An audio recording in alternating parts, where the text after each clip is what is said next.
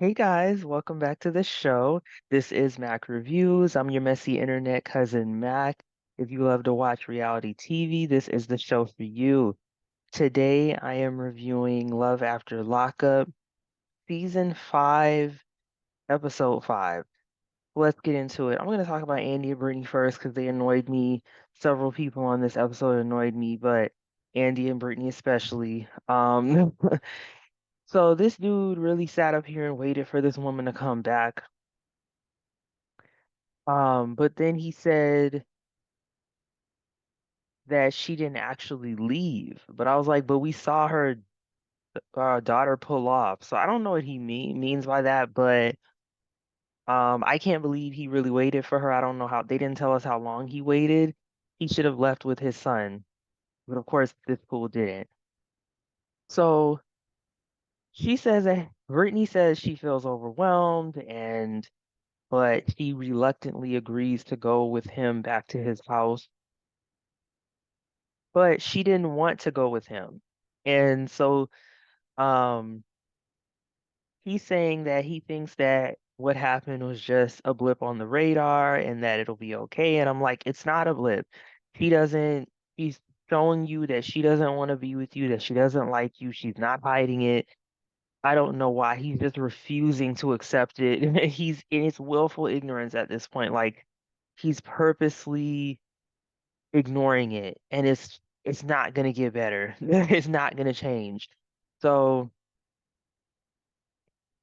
and so then she's again telling the producers that she doesn't want to go with him, but she doesn't want to put herself in a position where she could use. And she's saying it's ignorant for him to not know that her kids come first. And I'm like, no, it's not. You have admitted yourself that you've never prioritized your children. So why would he think that you just suddenly start doing that? Not to mention you're using your children as an excuse. So um he feels really nervous and uncomfortable when they get to his house. Again, she's showing that she's uncomfortable. She's showing that she doesn't like him. Um, and Andy just thinks it's going to take her some time, but she's not going to change her attitude. She's not going to change her feelings because she never did like him. She was just using him to get a few things. And I don't think she ever planned to really stick with him because she was never genuinely interested in him. He's just refusing to accept that she doesn't like him nor want him. And she's saying if he can't be patient with her, then he's not for her. No, it's not about that. And you know it. It's about the fact that you don't like him and you plan to use him for his money. You didn't want him. Now, um, with that being said, Andy's not a victim. Andy thought that he could get a relationship with this woman through providing her money and support. And he thought that that would lead to her wanting to be with him, and she doesn't. And I can't believe that. I really hope that we're not going to sit here and watch Andy being in denial this whole time. Like,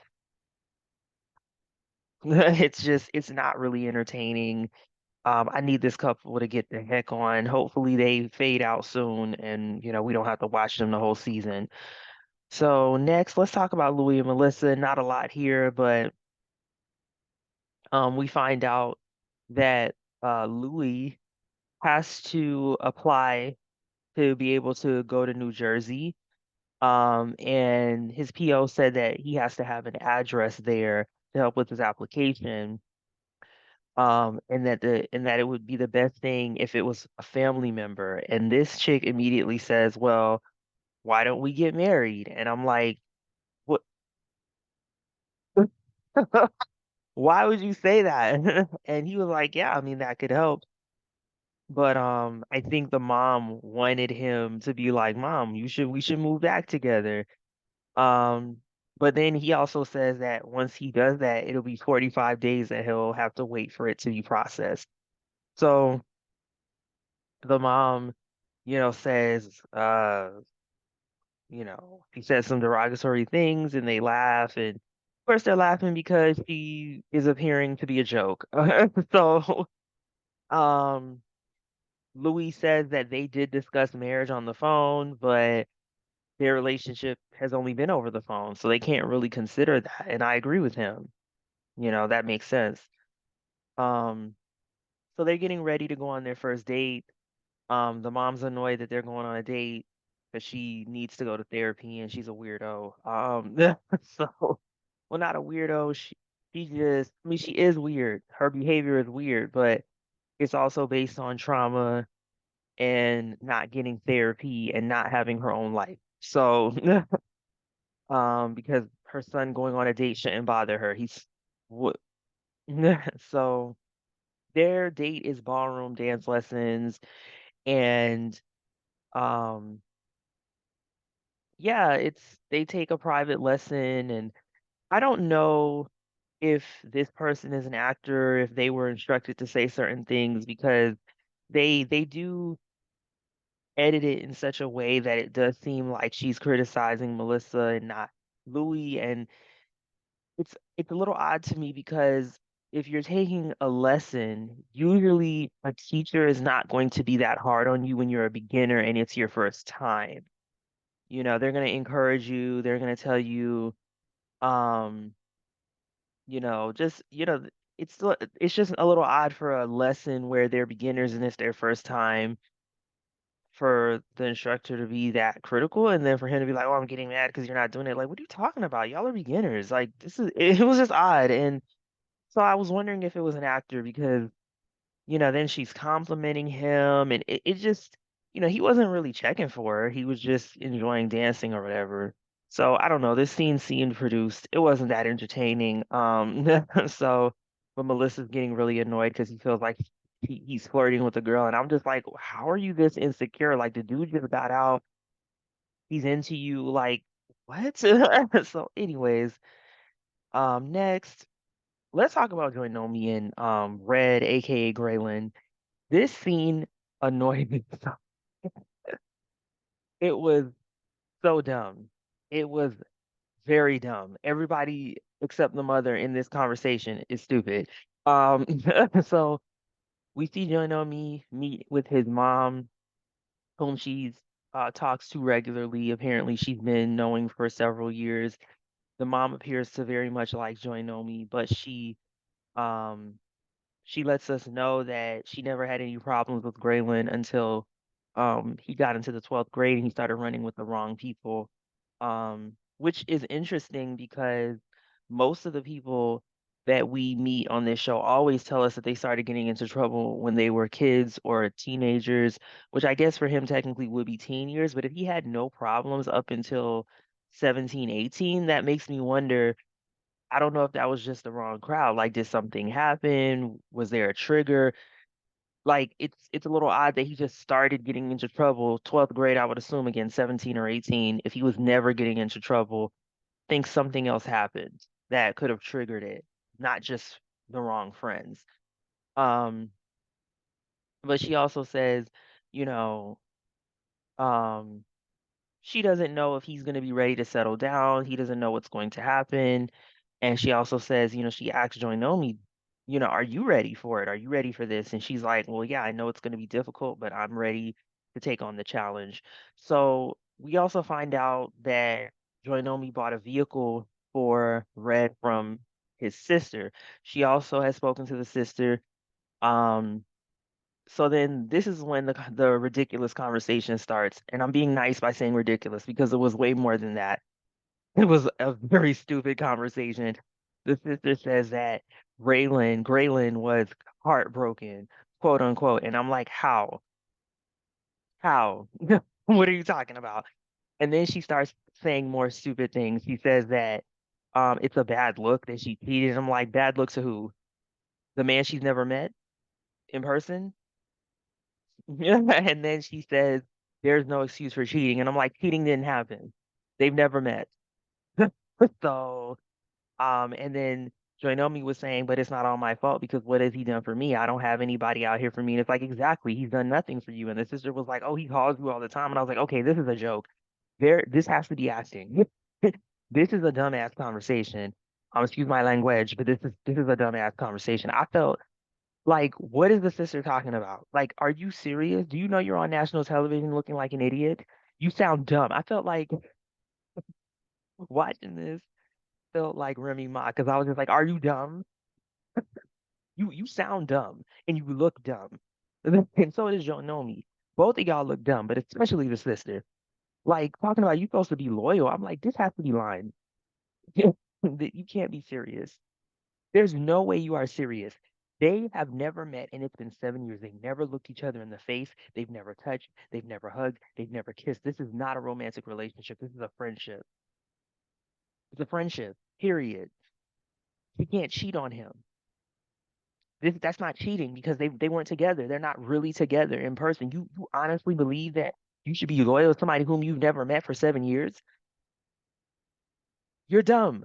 You look dumb. You sound dumb. This is a dumbass conversation. I liked when Jonomi said I'm done with this conversation and walked off. Stupid. This girl's getting on national. Both of them sound dumb, but that sister is getting on national television with a serious face, acting like this is really cheating. You sound dumb. You look and sound like an idiot. Um, I hope this was acting. I very much hope this was acting because she cannot be serious. Um, Naomi apparently tells the mom that she cheated on him, and then cheated. She didn't cheat. That she dealt with other dudes while a man she's never met was in prison. Oh God, it's not cheating. And the mom was surprised. She looked genuinely surprised. And she said, listen, she told the daughter to stay out of it, her daughter to stay out of it. And she said, that's between them two. And I agree. You know, that was the mature thing to say. She remembers that they've never met in person. I don't know why the producers didn't ask either one of them, what do you think about the fact that they've never met in person? That's what the response should have been. And then Yonomi said, I don't know why I would have to tell you anything. You're not in the relationship with me. That's the first smart thing that Jonomi has said the whole time since we first met her. She's just been saying stuff that's just been like stupidity after stupidity, and also just her low self esteem. And I think that's the part that is really sad watch is the massively low self esteem that this girl has. To honestly believe that even her saying that she felt like she had to buy things to make up to him for dealing with other dudes, it's like, why would you think like? No, it's like Nomi is living in an alternate reality. I feel like he's not operating in reality. And this can happen when you are desperate, when your self-esteem is low, when you are making a lot of decisions back to back based off emotions and you're not stopping to really evaluate the situation because he's not really making statements and decisions based in reality. She's doing things that don't are not beneficial to her. Like none of this is going to be like none of this is beneficial to her. None of this is helpful to her. Like she literally said, "What am I getting from him?" So for a moment, she came into reality and then she left reality again. Like for a moment, she was like, "Wait a minute, I'm not getting anything out of this. You don't owe this person anything. This is a person in jail that you've never met, who's literally done nothing for you but conversation." Like make it make sense, but you can't because there's no sense in it. So, anyways, oh, this really was like, wow, the levels of stupidity in this conversation. Okay, let's talk about Renika and Asante real quick. Mm. So she's still with the PI. They're going to the hotel that they think Asante and his girlfriend are at. And the PI tries to get the room number out of the front desk clerk. We all know they're not supposed to do this, and the clerk tells him that. But I think this clerk was an actor. The reason I say that, even though his face was blurred out, is because obviously they can't just walk in a hotel and film. They have to get permission from the whatever hotel chain business this was. They also have to they also had a camera on behind the front desk. And in order to put up a camera, they have to get approval from the hotel. So this is why I think this was an actor or a setup of some kind where the producers already were told what the hotel room was. There's no way, even though the person's face was blurred out, there's no way that this person would have done something like that because he gave it to him indirectly, and the hotel is aware of this. They know that there's filming going on. They allowed a camera to be behind the front desk. So I call BS on all of this. But Renika, while the PI is there, she's talking to her daughters and she asks her daughters, "What do you think I should do?" She tells them what's going on. And both of them say, "You need to leave them," you know. So then she goes up to what I guess is supposed to be his hotel room and she knocks on the door and we don't get to see who it is. He opened the door, which again, who would do that? Like this, he knew she was coming.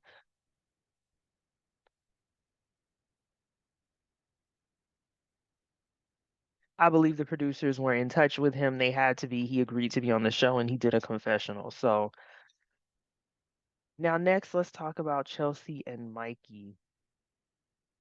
So Chelsea ended up not feeling well, so nothing happened between them.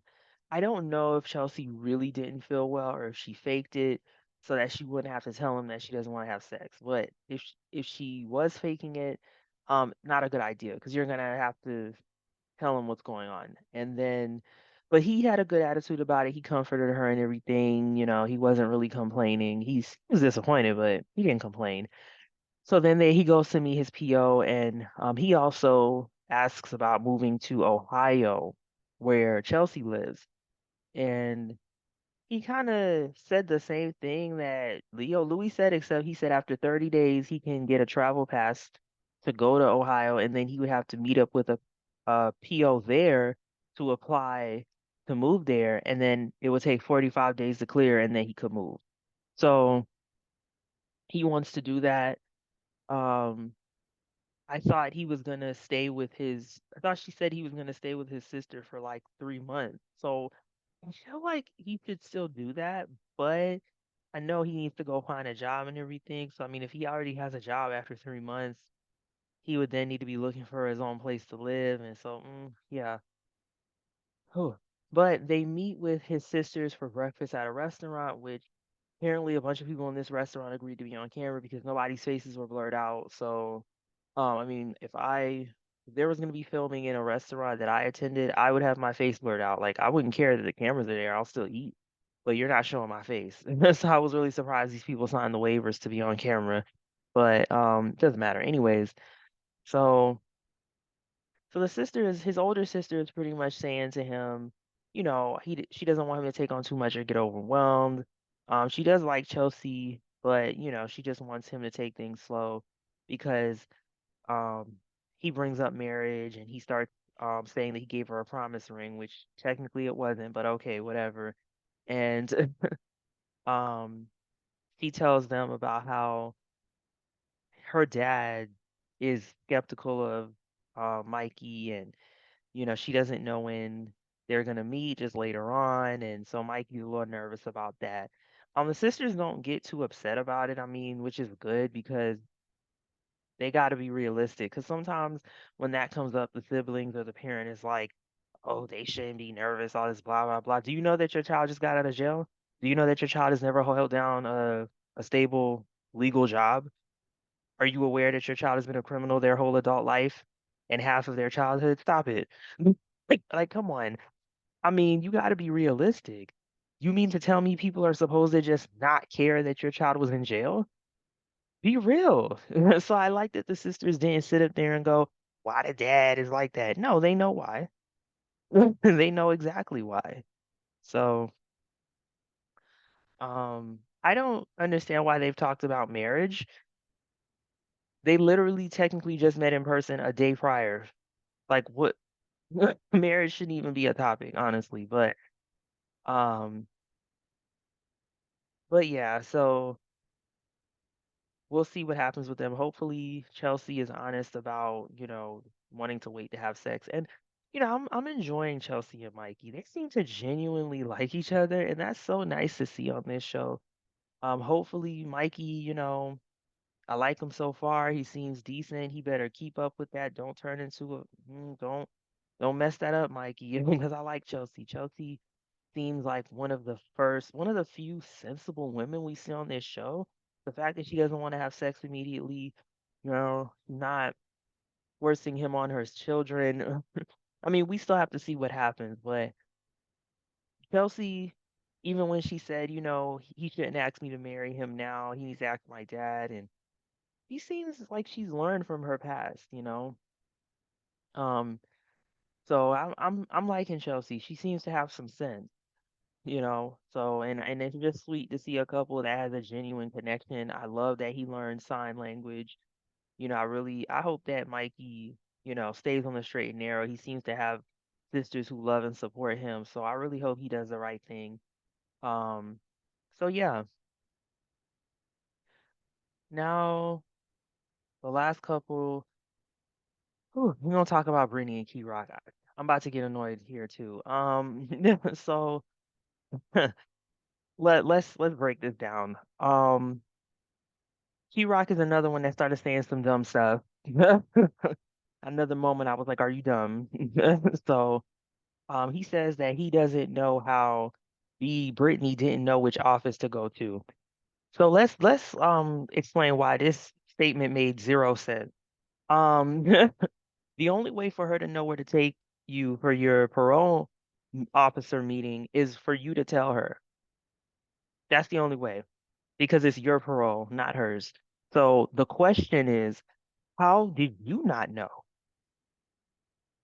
It wasn't her responsibility to know. You needed to tell her.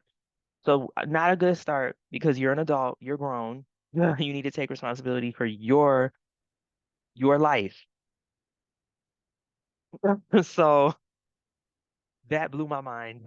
I didn't know what he was talking about. So then as she's driving Kirok to the other correct office, he is trying to tell her how to drive. And once again, I'm confused because uh we're aware that Brittany has been out of jail for almost a year. She's been driving, no act, she's been fine. You just got out of jail 2 days before. Again, makes no sense. Makes no sense. How are you going to tell her how to drive? Rock needed to shut up, and she told him as much. So when he gets there, by the seat of his pants by 4:30. Finds out that he's on probation until 2060, 2060. Wow. Like that's 30 plus years. Crazy. Um, Mikey's not doesn't have probation that long. Mikey did robbery too. We're not gonna talk about the disparities between black and white prison. Is it equal? Nope. So, um, but the PO didn't say anything about Key Rock and Brittany living together, so it's fine for them to live together.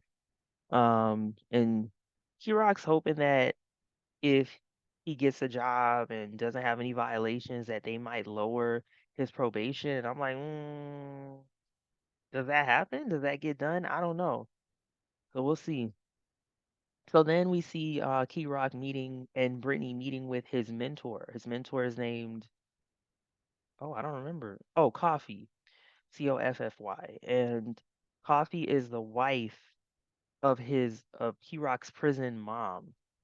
So Coffee was in jail in the past and has gone out of jail for years and been responsible and not gone back. And I think that's good that Key Rock has a mentor like that, somebody who has been able to stay out of trouble and create a stable life and become a contributing productive member of society. I think that's great. We haven't seen anyone on this show. I've been watching since season one. We've never had anyone say that they had a mentor like that. So I think that's a good start for Key Rock. That's really good.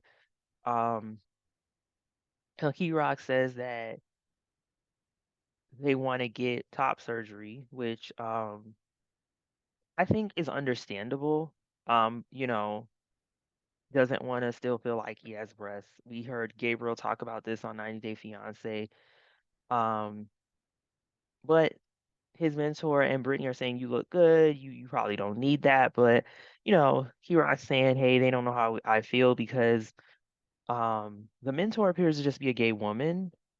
you know? So, but Key Rock really wants to do it to feel better about his appearance, at least at the top, which implies that bottom surgery has happened, which I'm trying to figure out. He got he got that in jail? I didn't know you could get that surgery in jail. I thought surgery hadn't happened and that Key Rock was just taking hormones.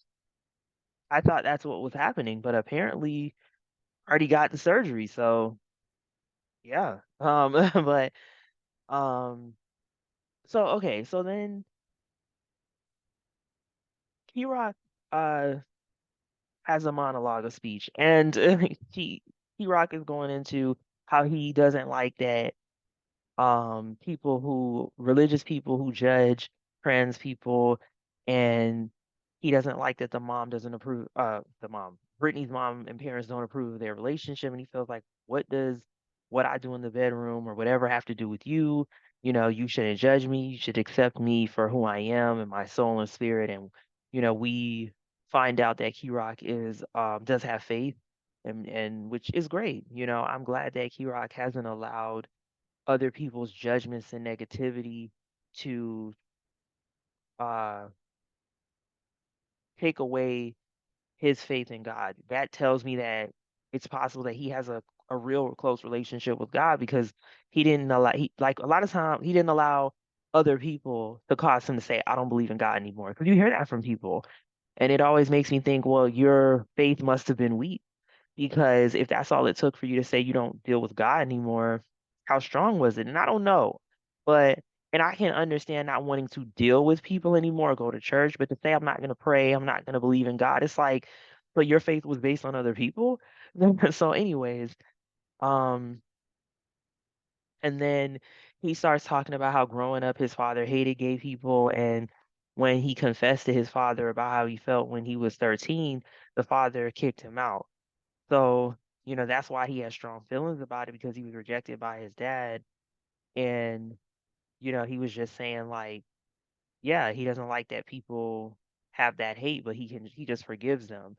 Now, Brittany was saying, like, I understand what you're saying, but you got to understand why my parents are like that. Like, it's going to take them time to accept. They're not going to be able to just accept immediately. And, it's because they came from another country, and where they're from, they never saw that. They didn't know nobody who was trans. And so she's trying to just explain why they are the way they are. And she wants to give her parents time to accept their relationship, because she was saying she used to be that way.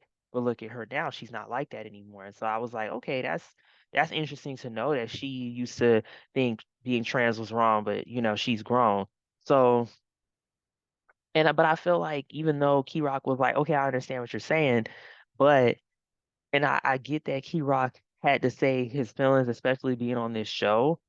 And I think I haven't seen some of the other trans individuals, I think, express it the way that Key Rock did. But I think it's nothing wrong with what Key Rock was saying. But I think that his response to Britney, I didn't like, because I feel like he dismisses her thoughts and her feelings. And they don't have to agree on everything. They're gonna have different perspectives, because Britney's not trans and they have different experiences. But I just feel like he I don't like that Key Rock is kind of dismissing her feelings, kind of like almost trying to say, like, like, I don't know. I didn't like it. Felt like he was just dismissing her feelings and ignoring what she had to say. And I don't think that that's right. And I think this can happen a lot for young women when they're in relationships at these ages.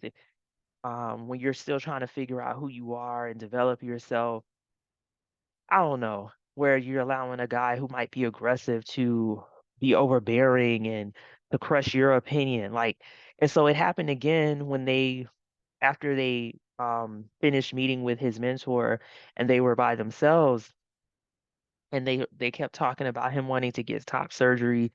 And Brittany was saying, like, again, I think you look good. I don't think you need it, but I also understand, because, like, I would like to get surgery myself. I know what it's like to feel uncomfortable in my body. And he was like, okay, yeah, but it's not this. And again, you know, I understand that Key Rock is passionate, but when you're talking to your partner, I feel like there's this frustration, and I don't know, like Brittany's not your enemy. You don't have to fight Brittany. You know what I mean? Yeah, y'all might have disagreements, but she's just trying to relate and show you that she has compassion. She's not saying it's the same thing. She's not saying, now I do think when she said like, "Oh, I would like to get my butt lift," that probably wasn't the best because then it's not the same thing. Um, Key Rock was saying like that's a cosmetic procedure. That's not the same as what I'm saying, and I understand that, and I think that it is good that they're having these conversations. I just feel like it's you're not gonna be able to be in a relationship and be like, "Well, I'm always right," and whatever I think is better than what you're like. You're gonna have to agree to disagree sometimes, but you can't just try to dismiss the other person. And I think I'm not. That's the vibe I'm getting from Key Rock, that he has to dismiss whatever she says, and I don't like that. So then Brittany starts bringing up getting having kids, and I'm just like, did the producers tell her to say this? Why are you talking about kids? And so Key Rock is like, I think we should focus on getting married and getting to know each other first. And I was like, yeah, that makes sense to me. They also need to focus on getting income. They need to focus on getting their own place to live. They need to focus on getting financially stable. They need to focus, yeah, on learning, getting to know each other and spending time with each other to strengthen their relationship. And like, what? So now I just think Brittany is jumping the gun on this. She's 23, he rocks 25. They could literally wait 3 to 6 years and be fine. Now, yes, they have to go through more than what other couples have to go through. Yes, but they don't have to deal with that right now. Like, it doesn't make sense considering their situation. They don't have their own place. E-Rock needs to get income. She needs to finish school and get more income. They need to get their own place. But then she's saying, okay, but you weren't saying this when you were in jail. You were saying you wanted to have kids, but now your priorities are different. And I'm like, girl, he just got out of jail 2 days ago. He needs to get a job. He needs to get his mind right. Honestly, I don't even think the top surgery should be a conversation either. I understand wanting to get it, but again, that's something that's gonna have to be later down the line too, because that's gonna take money. Like I don't even know if insurance will cover that. So they need to focus on all this other stuff and then focus on really expensive medical procedures later, surgeries, when they're more financially stable. And so then Rock is saying like he regrets bringing up kids to her because, he realizes that he needs to focus on getting settled, but he did mean kids in the future. And that's fine. They're young. They don't have to do that immediately. Yes, they have to do more. She'd have to get a sperm donor and do IVF, but they don't have to rush that. So they can wait. I don't know why Brittany brought this up. I'm not now. I will say this: this a part of this is the fact that Brittany is a little farther ahead than Key Rock, even though she hasn't been out of jail for years. He's got a job. He's got a vehicle. Um, she's getting an education. So she is a little further than Key Rock, and so she probably is feeling impatient because of that. But even if Key Rock had been out of jail at the same time as her, I still don't think they would have they should be able to deal with that yet. Even if they were at the same level, because they still don't have their own place. She's still in school. She's still working a low wage job. She's a waitress. Like, you're not ready. And you're not ready mentally either. Like, you still need to, you know, work on being assured in who you are. Key Rock, I think, Key Rock needs to mature as well. I think the communication, and yeah, Key Rock needs to calm down. Like, I think that he may be doing the most because he thinks that because he's a man, he has to be aggressive. And I'm like, nah, boo boo. You need this ain't it. So we'll see with this couple. It's giving young, dumb, and in love. But yeah, we'll see what happens with them. So that was the episode. It was decent. Not a lot happened. A few of these couples are getting on my nerves. I need Andy and Brittany to fall off soon. Very soon. This couple is not enjoyable. They're not entertaining. They're not interesting.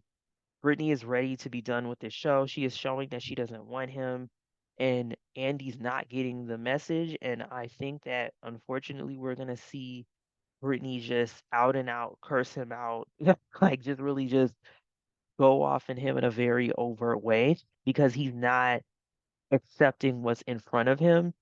And unfortunately, she's probably gonna have to just out and out be like, I hate you, you're not attractive, I don't want to sleep with you, you suck. Like it's gonna have to be worse than what she said before. Hopefully that happens next time so that we can be done with them. But that was it. Hopefully they get rid of Reneka and Asante soon as well. Um, so yeah, but you know me. Hopefully, we don't have to see much of that sister because she's an idiot. I'm sorry. Sorry, not sorry. To be saying those dumb things on national television is, you should be embarrassed. I really, are you not embarrassed? Like, I really hope she's embarrassed because what she was saying was so dumb. But, anyways, thanks for watching, guys. If you're listening to the podcast, please give me 4 or 5 stars. If you're watching on YouTube, please like, comment, and subscribe. This weekend I'll be coming back with 90 Day Fiance season 10. I'm gonna try with the other way, y'all. But yeah, bye guys. Thanks for watching.